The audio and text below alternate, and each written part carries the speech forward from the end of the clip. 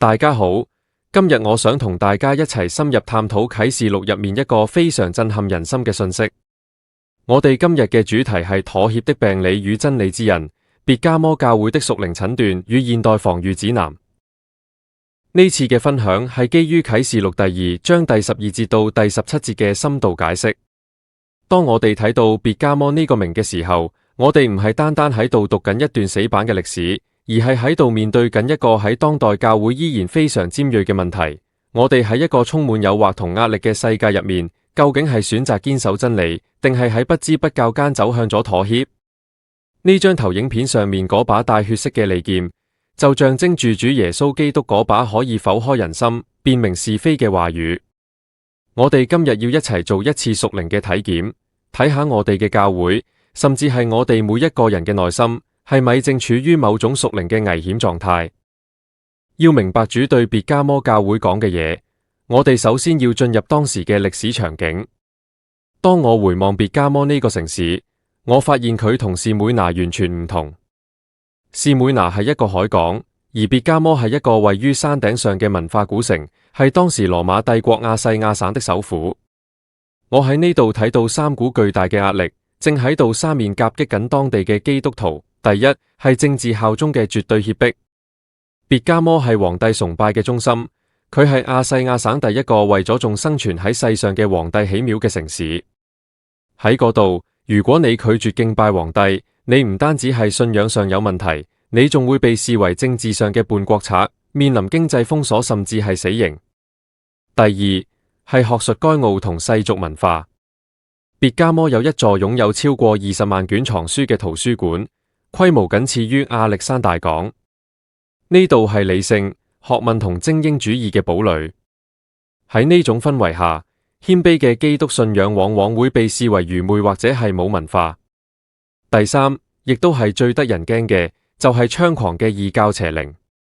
聖經啟示錄第2章第13節形容呢度係有撒旦座位之處。點解咁講？因為呢度廟宇林立，包括咗宙斯大祭壇，仲有伊神阿斯克勒庇厄斯嘅神廟。伊神嘅標誌係一條蛇，而聖經入面撒旦就被稱為古蛇。邪靈嘅勢力籠罩住全城。喺咁極端嘅環境入面，成為基督徒唔單止係一個個人選擇，佢意味住你要喺社交、經濟同政治上全面邊緣化。面對咁樣一個充滿挑戰嘅城市，主耶穌係點樣向我哋顯現嘅呢？喺啟示錄第2章第12節，他形容自己係那有兩刃利劍的。我哋要明白呢把劍嘅含義。這把劍係由主嘅口中出來嘅，代表住他的話語。我諗起以賽亞書第49章第2節所講，他使我的口如快刀。主嘅話語唔係軟綿綿嘅安慰，而係極其尖銳，能夠精準咁剖開人嘅內心，將真偽同虛假完全暴露出來。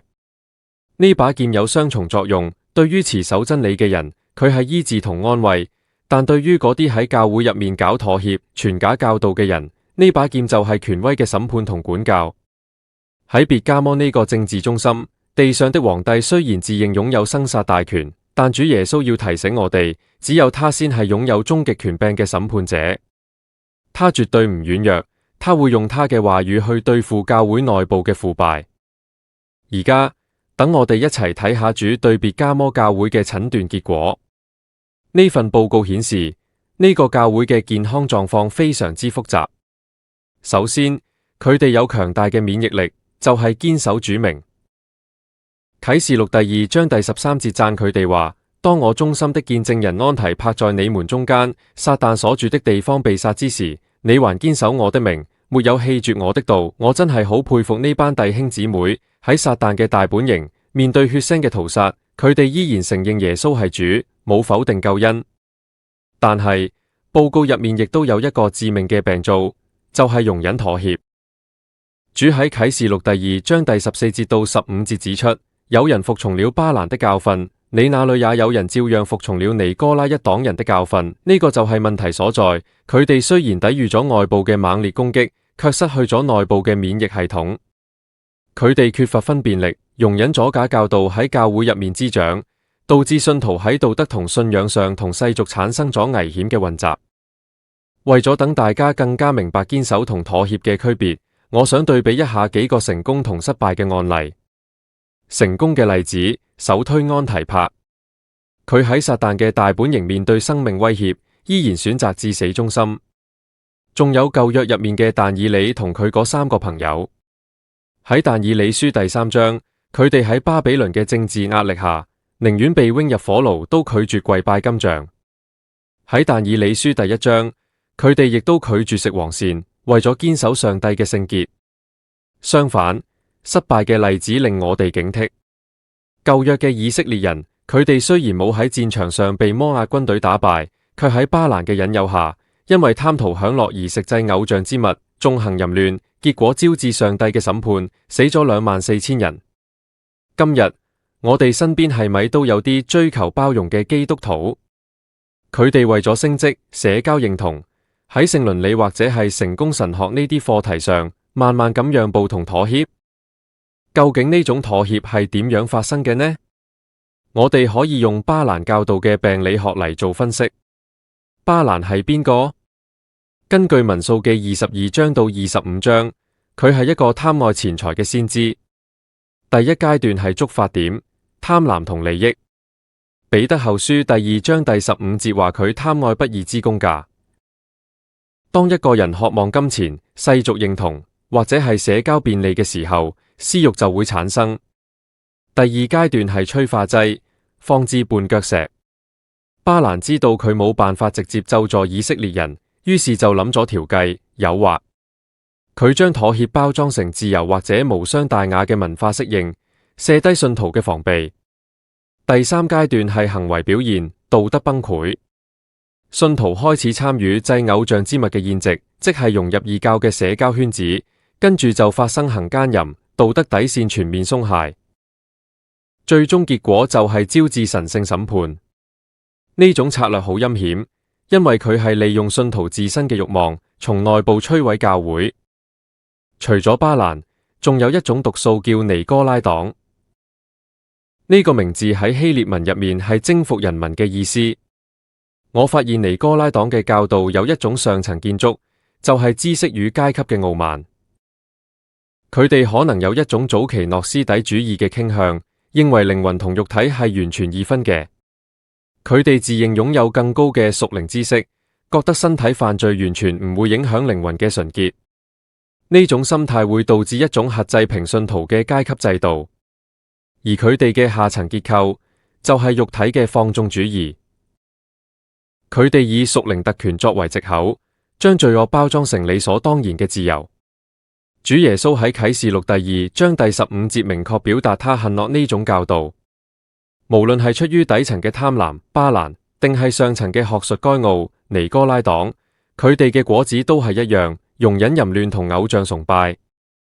面對咁嚴重嘅屬靈疾病，主耶穌開出咗唯一嘅處方。啟示錄第2章第16節話：所以你當悔改。悔改包括咗3步：一、堅決拒絕，從內部徹底剔除巴蘭同尼哥拉黨嘅虛假教訓；二、恢復辨識，重塑對真理嘅敏銳度，唔好再以包容為名嚟盲目妥協；三、執行紀律，恢復合乎聖經嘅教會紀律，守望彼此嘅生活。如果拒絕治療，後果會好嚴重。主話：我就快臨到你那裏，用我口中的劍攻擊他們。呢把劍就好似外科手術刀咁，主會親自介入，精準咁剔除嗰啲頑固持守假教導嘅人。這唔係要毀滅整個教會，而係要保護教會嘅聖潔。我哋參考帖撒羅尼迦後書第2章第8節同啟示錄19章第15節，就知道主嘅話語係幾咁有殺傷力。對於嗰啲得勝唔肯妥協嘅人，主應許咗非常珍貴嘅獎賞。首先係隱藏的嗎哪。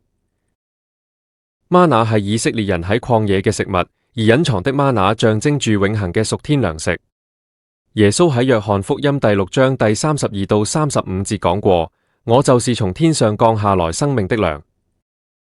當你堅決拒絕世俗嘅宴席，主會喺隱密處賜低最親密嘅契合，作為你內在力量嘅來源。其次係寫着新名的白石。喺古代，白石可以代表無罪開釋嘅憑證，亦可以係進入君王宴席嘅門票。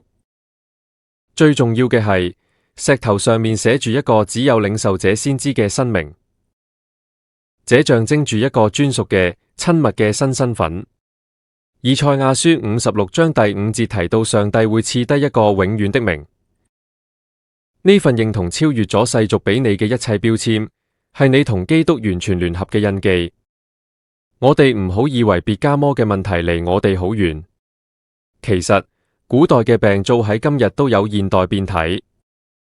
以前嘅皇帝崇拜、政治效忠，今日變成了意識形態與職場效忠。好多人將政治正確或者係無底線嘅企業利益置於信仰真理之上。以前嘅異教宴席、食祭偶像之物，今日變成了文化妥協與社交同化。我哋會唔會為咗唔想被群體排擠，而去參加一啲唔合聖經嘅活動，或者接受只要深入面信，外在行為唔重要呢種謊言？以前嘅行淫亂、道德敗壞，今日變成了性倫理嘅全面退讓。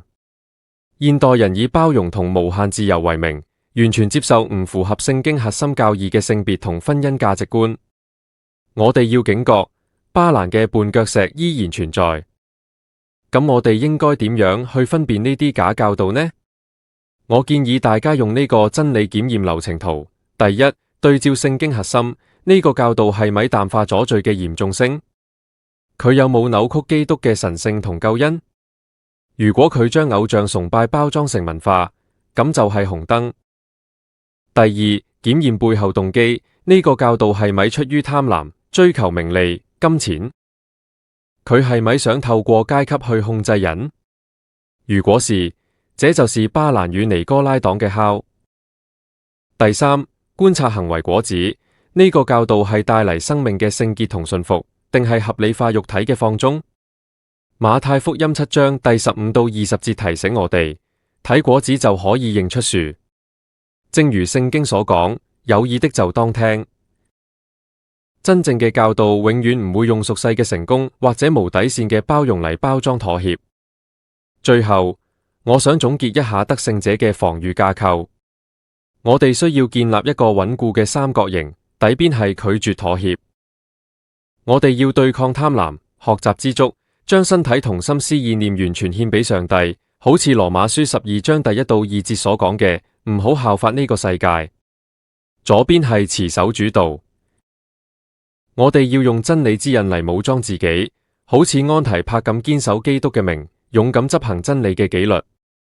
右邊係支取靈糧，我哋要有內在嘅供應，喺同基督親密嘅關係入面獲取抵禦世俗誘惑嘅力量。唔好依賴世俗嘅認同，而係追求嗰塊寫住新名嘅白石。那位有兩刃利劍主今日依然呼籲我哋悔改，並且得勝。唯有勝過金錢同虛假教訓誘惑嘅人，先可以得到嗰份永不衰殘嘅屬天獎賞。